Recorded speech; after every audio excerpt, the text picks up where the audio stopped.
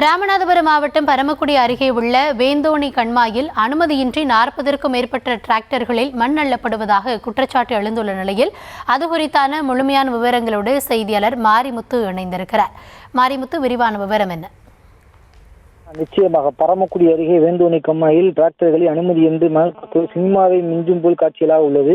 ராமநாதபுரம் மாவட்டத்தில் விவசாய நிலங்கள் உயர்த்துதல், மண்பாண்ட தொழிலுக்கு கண்மாயிலிருந்து இலவசமாக மண் எடுக்க மாவட்ட நிர்வாகம் அனுமதி அளித்துள்ளது. இந்த அனுமதியை தவறாக பயன்படுத்தி அதிக அளவு ஆழத்தில் மண் அள்ளி வணிக ரீதியாக விற்பனை செய்து வருகின்றனர். இதனால் விவசாய கண்மாய்கள் அதிக அளவு பள்ளம் ஏற்படுவதுடன் தமிழக அரசுக்கு கோடிக்கணக்கில் நஷ்டம் ஏற்படுகிறது.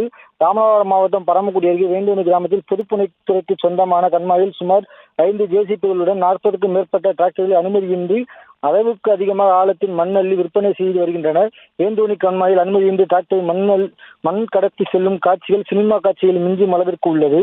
அனுமதியின்றி மண் அள்ளுவதாக வருவாய்த்துறைக்கு வந்த தகவலை எடுத்து கிராம நிர்வாக அலுவலர்கள் ஆய்வு செய்ய முயன்ற பொழுது கண்மாயிலிருந்து ஜேசிபி மற்றும் டிராக்டர்களை எடுத்துக்கொண்டு தப்பி ஓடுகின்றனர். ராமநாதபுரம் மாவட்டத்தில் பொதுப்பணித்துறை மற்றும் ஊராட்சி ஒன்றியங்களுக்கு சொந்தமாக பாத்தியப்பட்ட சுமார் 2000க்கும் மேற்பட்ட கண்மாய்கள் மற்றும் ஊரணிகளில் இருந்து இலவசமாக மண்ணெடுத்துக் கொள்ளலாம் என்ற அரசாணையை தவறாக பயன்படுத்தி இதுபோன்று அதிக அளவில் ஆழத்தில் மண்ணள்ளி விற்பனை செய்து வருகின்றனர் தொடர்ந்து வருகிறது.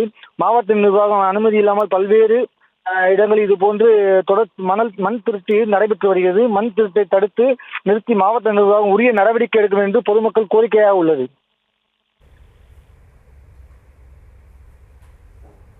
விவரங்களுக்கு நன்றி.